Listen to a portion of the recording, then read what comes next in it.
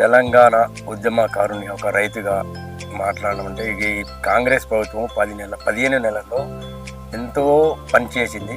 ఎందుకంటే రైతు బంధు ఇచ్చింది,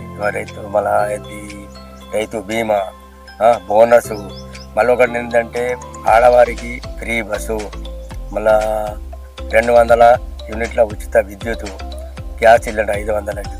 15 సంవత్సరాలనే ఇంత చేసింది. ఇప్పుడు ఈ మొన్న బడ్జెట్స్గా పెట్టిరు. ఆ బడ్జెట్స్గా చాలా బ్రహ్మాండంగా పెట్టారు. ఎందుకంటే ఏ ప్రభుత్వం చూడ ఇట్లా ఆలోచించలే. బీసీల గురించి కానీ, ఎస్సీల గురించి కానీ, ఎస్టీల గురించి కానీ ఏ ప్రభుత్వం ఇట్లా ఆలోచించలే. ఈ ప్రభుత్వం ఆలోచించి మన రేవంత్ రెడ్డి ముఖ్యమంత్రి మరియు ఆర్థిక శాఖ మంత్రి బట్టి విక్రమార్క చాలా ఆలోచించి ఇంత పెద్ద బడ్జెట్ పెట్టిరంటే ఇది ఏ ప్రభుత్వం పెట్టిన రాజుగా. ఎందుకంటే గత ప్రభుత్వం 10 సంవత్సరాలు చేసింది.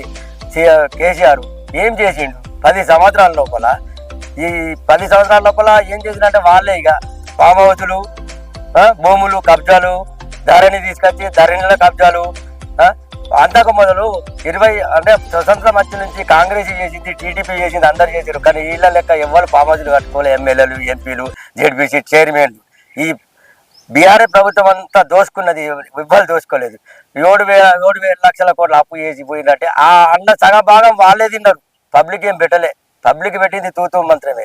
ఎందుకంటే రైతులకు అసెంబ్లీలో ఒకసారి సీఎం ఏమన్నా అంటే కేసీఆర్ అప్పట్లా పోచారం శ్రీనివాసరెడ్డి ఉండే అసెంబ్లీ స్పీకరు, అధ్యక్ష రైతును రాజు చేస్తా, రైతు జేబులో ఎప్పుడు 50,000 ఉండాలి అధ్యక్ష అని చెప్పిన సీఎం ఆయనని పెద్ద ఫామ్ హౌస్ కట్టుకున్నారు. ఆరామ్సే ఫామ్ హౌస్ అన్నాడు. మరి ఇప్పుడు ప్రతిపక్షంలాగా వేరే ప్రభుత్వం వచ్చింది రేవంత్ రెడ్డిది. మరి ప్రతిపక్ష నాయకుడు, ప్రతిపక్షం జీతం తీసుకుంటున్నావు. ఆ జీతం తీసుకున్న మాట చుగలేక ఫామ్ హౌస్ అనుకుంటున్నావు.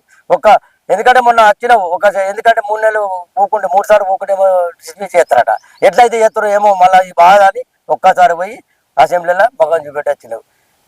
ప్రభుత్వము అంటే రేవంత్ రెడ్డి పరిపాలన చాలా బాగుందని పబ్లిక్ నమ్ముతుర్రు.